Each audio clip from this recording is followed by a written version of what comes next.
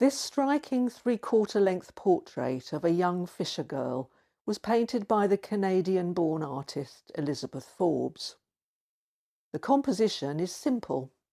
The figure is positioned in the centre of the canvas as she stands in a room with a terracotta tiled floor, a tiled wall behind her, painted in muted blues and greens, and a small barred window at the top right of the painting, letting in the light.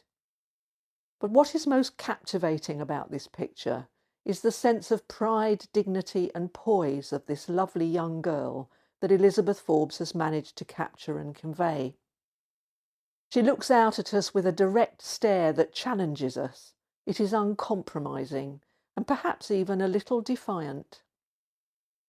Elizabeth Forbes was accomplished at depicting the effects of light, and the combination of the subdued, rather more loosely painted background and the light from the window illuminating the figure points up the freshness of the young girl's face and catches the little wisps of her hair that have escaped their moorings, forming a halo around her head. There is a harmony to the colour. The old tiles in the background pick up the pink of the floor, the blue of the apron, and the green of the dish. It was painted in the coastal village of Zandvoort, about 20 miles west of Amsterdam in the Netherlands, where Elizabeth had travelled with her mother in the summer of 1884 to join some of her old friends from New York, including her tutor William Chase. Elizabeth's mother deserves recognition for her willingness to support her daughter's artistic ambitions. It required both financial support and a willingness to travel, as it would have been unthinkable for Elizabeth to live alone among male students in the 1870s and 1880s.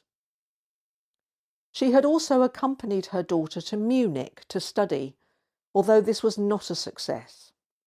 Elizabeth found her sex to be a perpetual disadvantage. It was impossible to be taken seriously. That a woman should think of becoming a professional artist was the stuff of fantasy. She stuck it out for 5 unhappy months before she persuaded her mother to go to Pont Aven in Brittany, where she found a cosmopolitan collection of young artists and a warm and encouraging atmosphere. She settled in Newlyn and married Stanhope Forbes in 1889. Like so many women artists, she has often been seen as somehow secondary to her more famous husband, and her work as a pale reflection of his. This is so far from the truth. Her work is wide-ranging, including paintings, dry point etching, and book illustration, far more so than that of Stanhope Forbes, and there are often strong contrasts in their styles.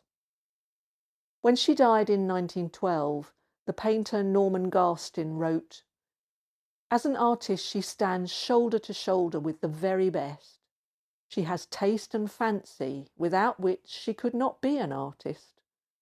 The work which that wonderful left hand of hers finds to do, it does with a certainty that makes other work look tentative besides hers."